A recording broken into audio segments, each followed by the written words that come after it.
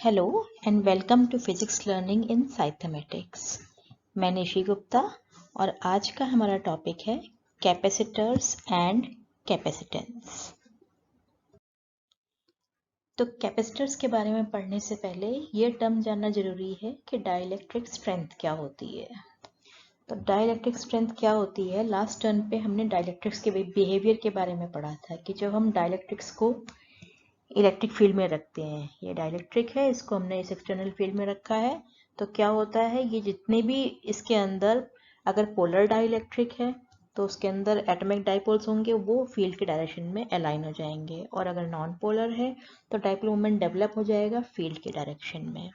यानी कि चाहे वो पोलर डाइलेक्ट्रिक है या नॉन पोलर डाइलेक्ट्रिक है, डाइपोल मोमेंट सारे ऐसे अलाइन हो जाएंगे। या हम कह सकते हैं कि इसके एक सरफेस पे पॉजिटिव चार्ज आ जाएगा और एक सरफेस पे नेगेटिव चार्ज आ जाएगा। ये सरफेस जो है, एक सरफेस नेगेटिवली चार्ज हो गई है और एक सरफेस पॉजिटिवली चार्ज। या हम कह सकते हैं कि एक फील्ड जो है, इलेक्ट्रिक फील्ड, इंड्यूस हो जाएगी ऑपोजिट डायरेक्शन में, जो कि एक्सटर्नल फील्ड से कम है, less than the external field. या हम कह सकते हैं कि जब हम डाइलेक्ट्रिक को रखते हैं तो उसके अंदर की फील्ड कम हो जाती है। ठीक है, अब जो है हर एक डाइलेक्ट्रिक की एक स्ट्रेंथ होती है। अगर हम इस फील्ड को बढ़ाते जाएंगे तो क्या होगा, इसको बढ़ाएंगे तो इसकी अगर हम एक मैक्सिमम वैल्यू से ज़्यादा वैल्यू कर दें तो इसके जो डाइलेक्ट्रिक के मॉलिक्यूल्स के कोवलेंट बॉन्ड्स हैं वो ब्रेक हो जाएंगे, और ब्रेक हो जाएंगे तो बहुत सारे आयन्स और इलेक्ट्रॉन्स रिलीज हो जाएंगे। इसको हम कहते हैं ब्रेक डाउन। तो हर एक डाइलेक्ट्रिक की स्ट्रेंथ क्या होती है कि वो कितनी मैक्सिमम फील्ड को टॉलरेट कर सकता है, विथस्टैंड कर सकता है विदाउट ब्रेकडाउन।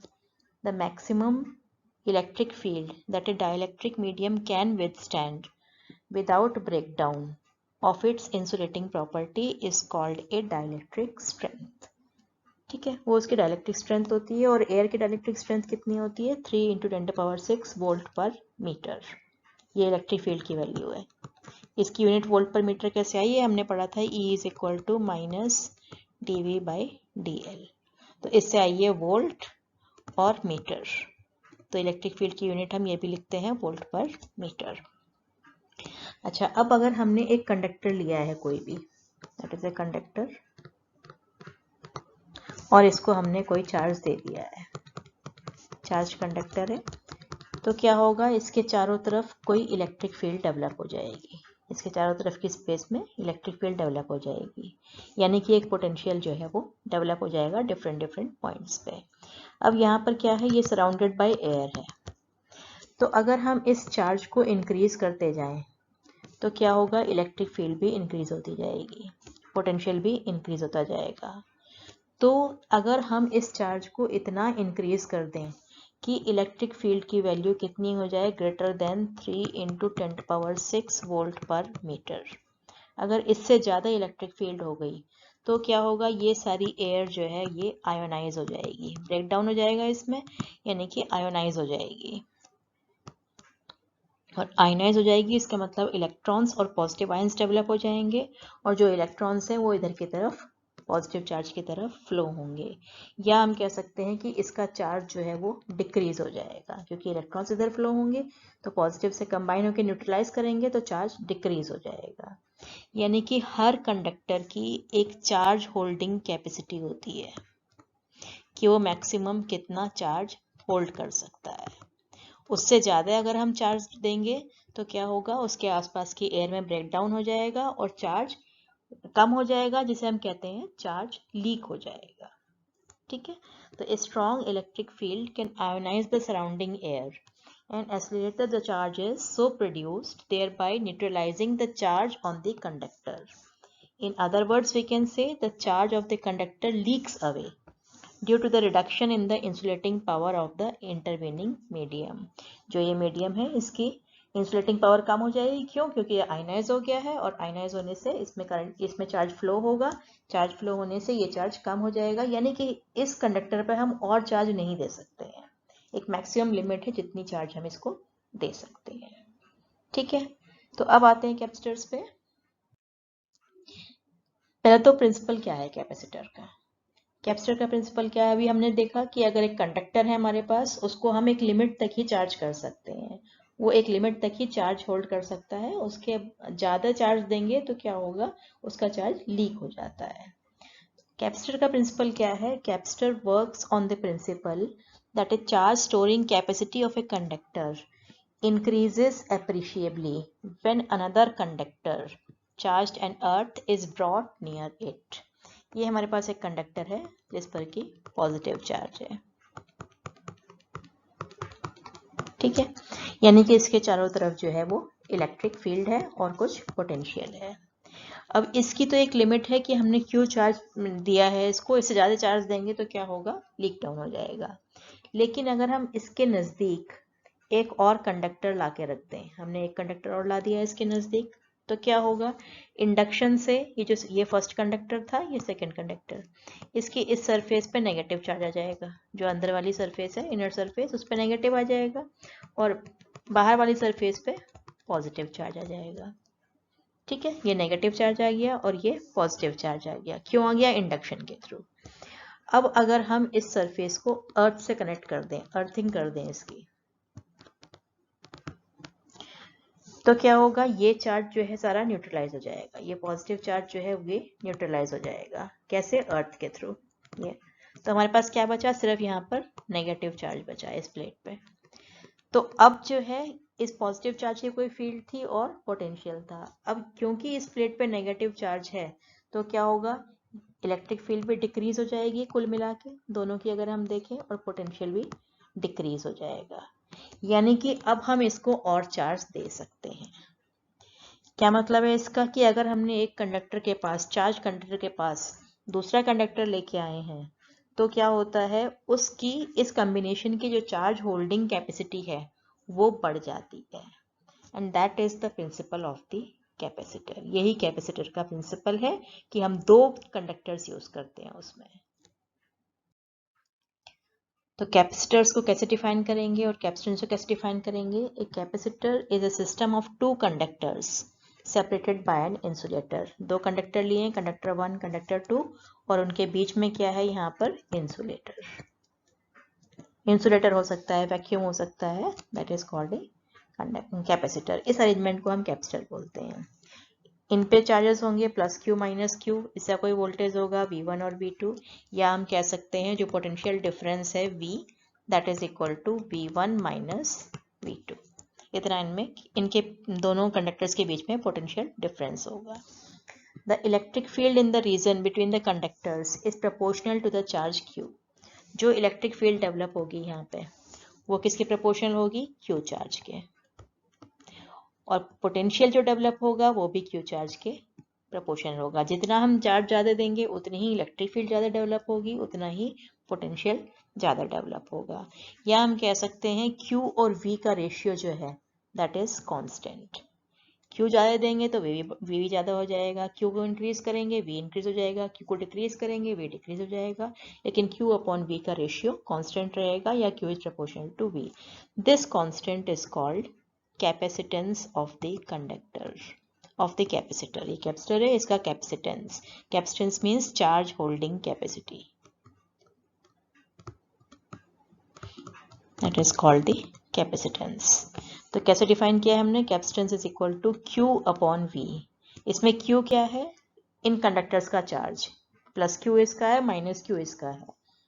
एक प्लेट पे प्लस Q, एक प्लेट पे माइनस Q है, तो कुल मिला के तो वैसे जो है चार्ज 0 हो जाएगा अगर हम देखें तो। लेकिन इसमें हम क्या लेते हैं कि एक प्लेट पे कितना चार्ज है, मैग्नीट्यूड कितना है चार्ज का।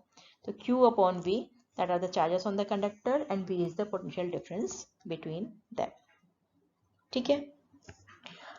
तो हम इसको डिफाइन कर सकते हैं, क्या डेफिनेशन लिखेंगे, द कैपेसिटेंस ऑफ, अच्छा डेफिनेशन के लिए हम एक काम और करते हैं, हमने करा है C is equal to Q upon V। Define करना आसान हो जाता है अगर हम डिनोमिनेटर को 1 ले लें, यानी कि if V is equal to 1 volt, अगर हमने वोल्टेज को 1 वोल्ट ले लिया है जो पोटेंशियल है, then C is equal to Q। तो कैसे डिफाइन करेंगे कि कैपेसिटेंस किसी कैपेसिटर का किसके इक्वल है, चार्ज के इक्वल। कितने चार्ज के इक्वल, जो कि उसकी प्लेट्स के बीच में यूनिट पोटेंशियल डेवलप कर दे, that is the capacitance. The capacitance of a capacitor is defined as equal to the charge required to produce a unit potential difference between its conductors. दोनों conductors के बीच में 1 volt potential difference produce करने के लिए जितना charge उनको देना पड़ेगा that is called the capacitance. ठीक है, यूनिट क्या होगी इसकी, ऐसा यूनिट अगर हम निकालें तो Q अपॉन V से निकाल सकते हैं, coulomb upon volt, and this is known as farad. 1 farad is equal to 1 coulomb per volt. लेकिन जब हम यूज करते हैं तो फेरेड एक बहुत बड़ी यूनिट हो जाती है। छोटे छोटे कैपेसिटर्स यूज होते हैं। अगर हम कैपेसिटर 1 फेरेड निकालें, 1 फेरेड तो बहुत बड़ा कैपेसिटर हो जाता है, कई किलोमीटर की प्लेट बनानी पड़ेगी उसकी। तो हम छोटी यूनिट्स यूज करते हैं, क्या यूज करते हैं, micro farad, nano farad and pico farad. This is micro, nano and pico. Micro farad कितने के इक्वल होगा, 10⁻⁻6 फेरेड, नैनो फेरेड 10⁻⁹ फेरेड, पिको फेरेड 10⁻12 फेरेड। अच्छा, कैपेसिटर्स जो हैं उनकी शेप और साइज जो है वो डिफरेंट डिफरेंट होते हैं। तरह तरह के कैपेसिटर्स होते हैं। अगर हमने कैपेसिटर के दोनों कंडक्टर्स जो लिए हैं वो एक प्लेट की फॉर्म में लिए हैं, एक प्लेट और दूसरी प्लेट, यानी कि प्लेन प्लेट्स लिए हैं हमने, तो उसको बोलते हैं हम पैरेलल प्लेट कैपेसिटर। अगर हम दोनों कंडक्टर्स को स्फीयर्स की फॉर्म में ले लें तो हो जाएगा स्फेरिकल कंडक्टर, और अगर दोनों कंडक्टर्स को हम सिलेंडर की फॉर्म में ले लें तो it will become cylindrical capacitor. तो हमको जो है क्या पढ़ना है इसमें, पैरेलल प्लेट कैपेसिटर। तो पैरेलल प्लेट कैपेसिटर में क्या होता है, a parallel plate capacitor consists of 2 large plain parallel conducting plates separated by a small distance। ये एक प्लेट 1 है, ये 1 प्लेट दे रखी है, ये 2 प्लेट दे रखी है। इसके ऊपर चार्ज +Q है, इसके ऊपर चार्ज जो है -Q है, D इनके बीच का डिस्टेंस है, और A जो है प्लेट्स का एरिया है। तो इसकी सरफेस चार्ज डेंसिटी सिग्मा कितनी हो जाएगी, Q अपॉन A। इसकी surface charge density minus sigma, it means -Q upon A। Surface charge density define की थी हमने, चार्ज पर यूनिट एरिया।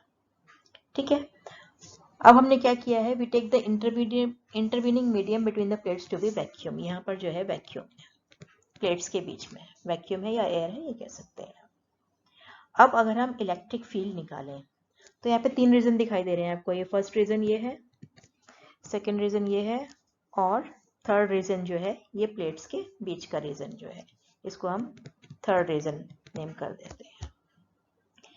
हमने जब फर्स्ट चैप्टर में गॉस लॉ पढ़ा था तब हमने एक प्लेन शीट के लिए इलेक्ट्रिक फील्ड निकाली थी। कितनी होती है वो electric field, electric field for plane sheet E is equal to sigma upon 2 epsilon naught. अगर आपको याद होगा तो हमने ये डेरिवेशन किया था गॉस लॉ का यूज करके। अब क्योंकि ये D डिस्टेंस जो है ये बहुत छोटा डिस्टेंस होता है तो हम इसको इनफाइनाइटली लॉन्ग प्लेट्स मान सकते हैं। तो अगर हम रीजन 1 में देखें, इस रीजन में, तो इसकी फील्ड इस डायरेक्शन में होगी, पॉजिटिव से अवे। जो नेगेटिव के कारण फील्ड है वो अपोजिट डायरेक्शन में होगी, तो नेट इलेक्ट्रिक फील्ड कितनी हो जाएगी, 0 हो जाएगी। क्यों, क्योंकि दोनों की इक्वल एंड ऑपोजिट है। पहली प्लेट की हो गई सिग्मा अपॉन 2 एप्सिलॉन नॉट, दूसरे की हो जाएगी minus sigma upon 2 epsilon not, opposite directions में है तो वो 0 हो जाएगी। ऐसे ही अगर हम रीजन 2 की देखें, इस रीजन में यहाँ पर जो पॉजिटिव चार्ज है उसकी फील्ड इस डायरेक्शन में होगी, जो नेगेटिव चार्ज है उसकी फील्ड नेगेटिव की तरफ होगी, तो अगेन E जो है इसमें 0 हो जाएगा, सेम रीजन। अब बिटवीन द प्लेट्स अगर हम देखें, प्लेट्स के बीच में अगर हम देखें तो इलेक्ट्रिक फील्ड कितनी होगी, ये जो इलेक्ट्रिक फील्ड दिखाई दे रही है आपको पॉजिटिव से नेगेटिव की तरफ, ये फर्स्ट इस प्लेट की और इस प्लेट की दोनों की ऐड करेंगे। इस प्लेट की फील्ड जो है वो इस डायरेक्शन में होगी, पॉजिटिव से अवे होगी। इस प्लेट की फील्ड भी इसी डायरेक्शन में होगी क्योंकि ये नेगेटिव की तरफ होगी। तो इसकी इलेक्ट्रिक फील्ड निकालने के लिए क्या होगा, हम दोनों को ऐड कर देंगे, 2 sigma upon epsilon naught plus sigma upon epsilon 2 epsilon naught, that is equal to sigma upon epsilon naught. Electric field इतनी हो गई, तो पोटेंशियल डिफरेंस कितना हो जाएगा बिटवीन द प्लेट्स, अगर हम प्लेट्स के बीच में पोटेंशियल डिफरेंस निकालें तो V वो कितना हो जाएगा, हमने क्या रिलेशन पढ़ा था इलेक्ट्रिक फील्ड और पोटेंशियल में, E is equal to dV upon dr, E is equal to minus dV upon dr। Minus sign तो डायरेक्शन सिग्निफाई करता है कि इलेक्ट्रिक फील्ड जो है डिक्रीजिंग पोटेंशियल की तरफ होती है, और जो है ये dV अपॉन dr इसका मैग्नीट्यूड होता है। तो अगर हमें ये निकालना है dV पोटेंशियल डिफरेंस कितना है, तो हम क्या करेंगे, इलेक्ट्रिक फील्ड को डिस्टेंस से मल्टीप्लाई कर देंगे, यानी कि इलेक्ट्रिक फील्ड को डिस्टेंस कितना है इन दोनों के बीच का, d। तो कितना आ जाएगा हमारे पास, sigma upon epsilon naught into d. ठीक है, या सिग्मा हमने कितना लिया है, sigma is equal to q upon a, हम लिख सकते हैं इसको q upon a epsilon naught into D.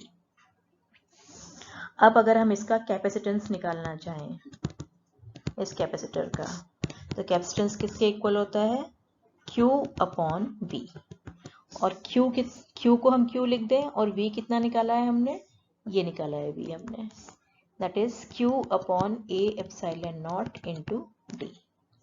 तो Q कैंसिल हो जाएगा, इसको सॉल्व करेंगे तो कितना आ जाएगा, epsilon not A upon D, that is the capacitance of A parallel plate capacitor.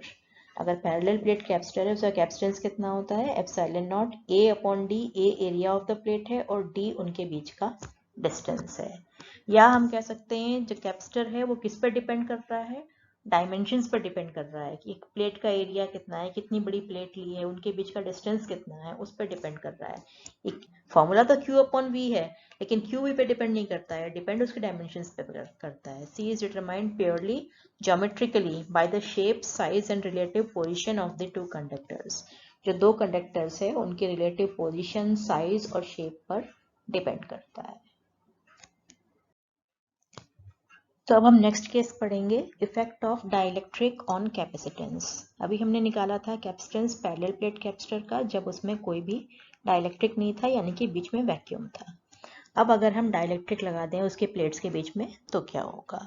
So consider next dielectric inserted between the plates fully occupying the intervening region. ये दो प्लेट्स हैं कैपेसिटर की, फर्स्ट और सेकेंड।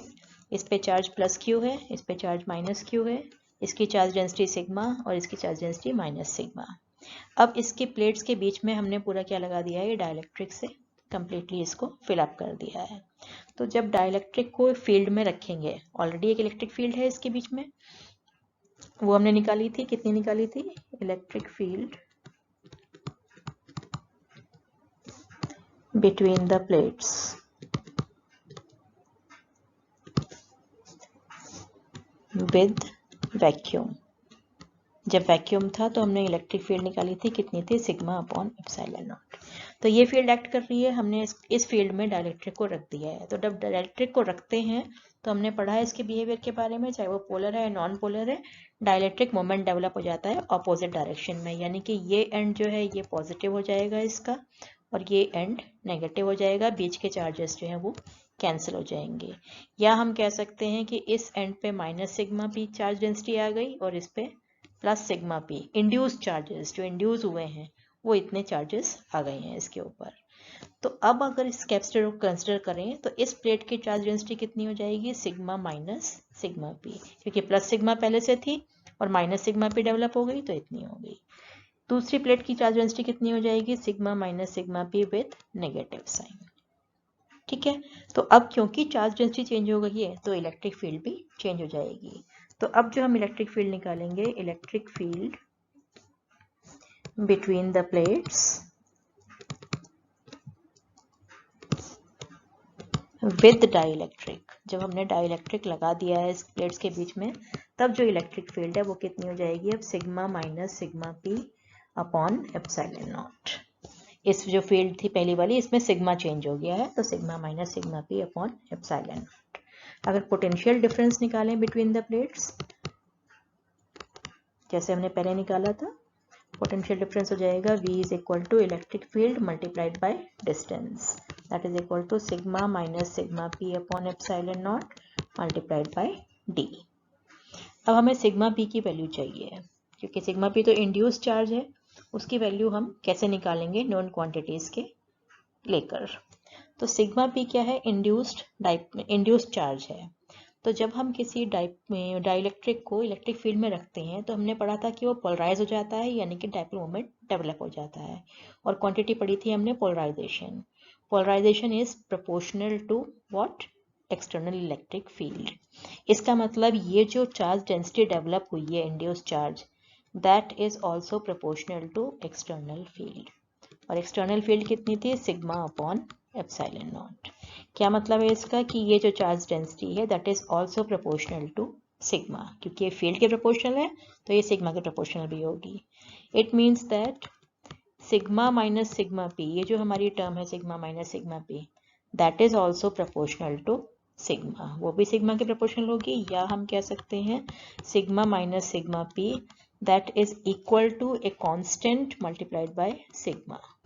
कांस्टेंट लिया हमने 1/k multiplied by sigma. ये constant कोई नया नहीं है, ये हमने पहले भी पढ़ा है। इसको क्या बोलते हैं? Dielectric constant of the medium. Define भी किया था हमने इसको, या इसको हम बोलते हैं relative permittivity of the medium.